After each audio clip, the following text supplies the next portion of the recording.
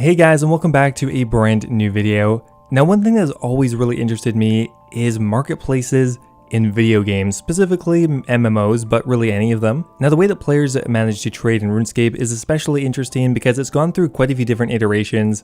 Now, everyone here knows the Grand Exchange. It is by far the most streamlined, recent, and modern way to trade items in RuneScape, and a lot of other games have adopted a very similar strategy. Just have a global marketplace that automatically fulfills orders, which really speeds up the process and overall is a lot more user-friendly. However, long ago at the beginning of old school RuneScape and of course RuneScape Classic and RuneScape 2, there was no Grand Exchange and people were forced to fend for themselves and establish unique player-run marketplaces, which, while I love the Grand Exchange, is definitely something I miss about games when I was younger. So today I wanted to have a look at the history of trading and have a look at what people did before we had such a streamlined service like the Grand Exchange. Anyway guys, I hope you enjoyed the video and let's get started.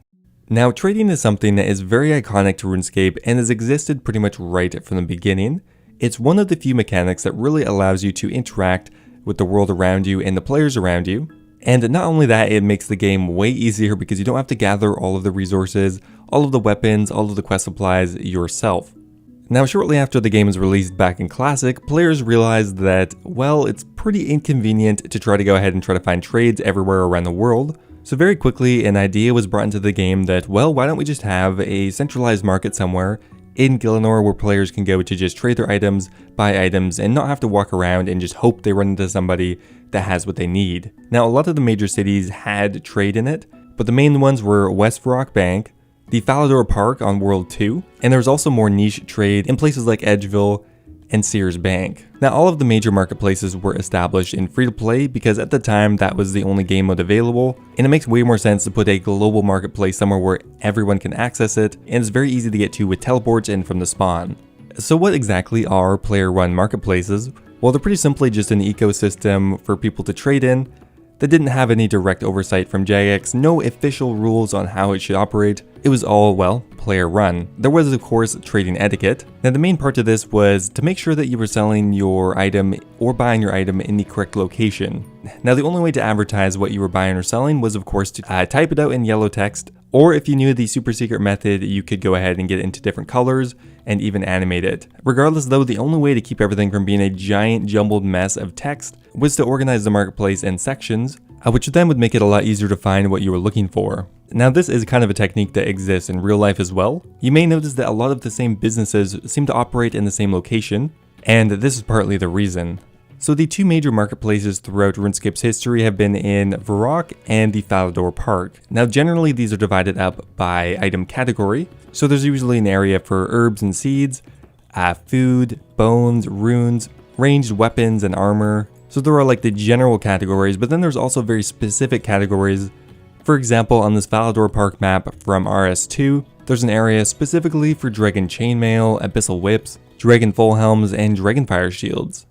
Now, beyond the two major marketplaces in Falador and Varrock, there were of course other minor marketplaces located in other cities. In Edgeville, there was a smaller player-run marketplace mainly for PKing supplies, as well as a location for them to sell loot that they PK'd as well. Also, the Sears Bank was very popular for fletching supplies, as there was the flax field nearby, as well as a loom for spinning flax. So many players sold bowstrings there as well as other fletching supplies. So altogether, these marketplaces really did speed up the amount of time it would take you to sell your wares and buy supplies. Now, back in the day, I was kind of a kingpin of the big bone economy. I was slinging big bones every day, running into the wilderness, picking them up, running back and selling them. And from what I remember, it only took me ever about 3 or 4 minutes to find someone to buy them for me. So even though it would not be nearly as quick as something like the Grand Exchange, it still worked fairly well for its time.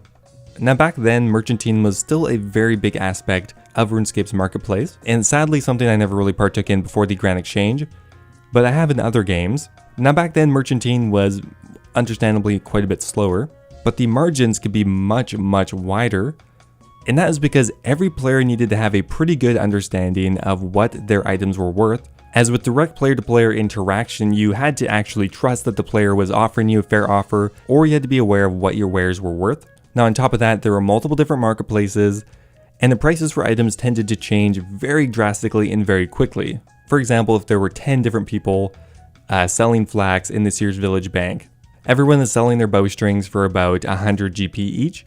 However, if all of a sudden there is a power outage in San Francisco and they all live there for some reason, and 8 of them get knocked offline, all of a sudden you're like the only person selling bowstrings. Now at that point you have kind of unofficially cornered the market and you could set the price at reasonably whatever you want. Well, that kind of varies from the Grand Exchange setup, where you don't actually need to be logged in to sell your stuff. Now this allowed merchants to kind of hustle more, haggle more, overcharge and undercharge people by a much more significant margin, and that coupled with drastic price swings made it a very interesting time.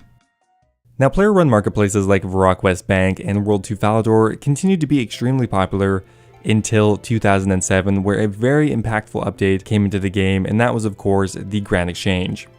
Now the Grand Exchange was truly revolutionary. It made it so you didn't have to physically look for a player to trade with yourself. There was a system in place for everyone to trade on, a globalized marketplace, really modernizing the entire concept of trading.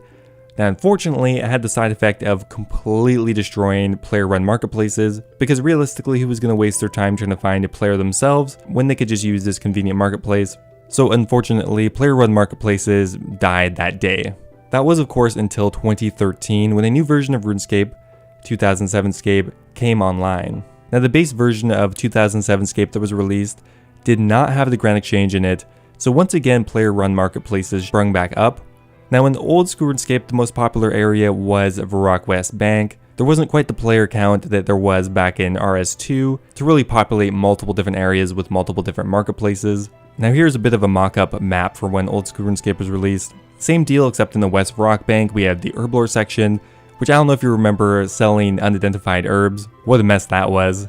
We got range supplies, smithing supplies, runes, and notably even a section for gambling, which when old school Runescape was released, gambling was very, very common. Games of chance were not really outright banned until later on. If you actually go back to Reddit on the very first few days when old school Runescape was released, most of the complaints were to do with gambling, which I think is kind of interesting. Now I think when most players started to play old school Runescape again, they started to realize what was so beneficial about the Grand Exchange, but players were not quite ready to give up the entire old school vibe of the new game version. So in late 2014, a new system was put into place, the Trading Post. It was a very short-lived system. Now it worked very similar to how third-party marketplaces were working at the time. Now before the Grand Exchange, there were companion websites. For example, Zybez was a very popular one, where you could post offers and it would organize it based on item type and price, and then players could agree upon a location to meet in, and that is what the Trading Post was attempting to emulate. Now it would just be an interface that allowed you to choose the quantity of the item you're selling, the price, your in-game name, the world that you were currently logged into, and the amount of time that has passed since the offer was posted. However, this was a very short-lived system because just about 2 months later, the Grand Exchange was fully released, and the Trading Post was retired from its very short months of service. Now in the end, was the Grand Exchange a good update for the game?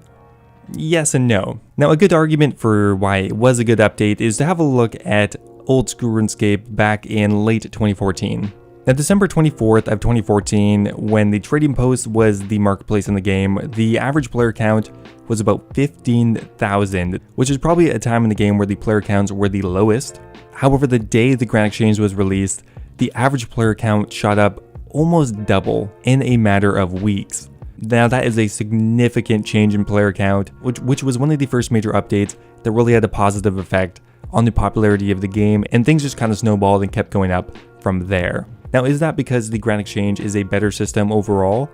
I mean, objectively yes it is, but the other argument is that players were kind of used to the Grand Exchange from late RS2 and RS3, that while it sounds very nostalgic to have player-to-player trading and that ecosystem again, it really just was not very convenient.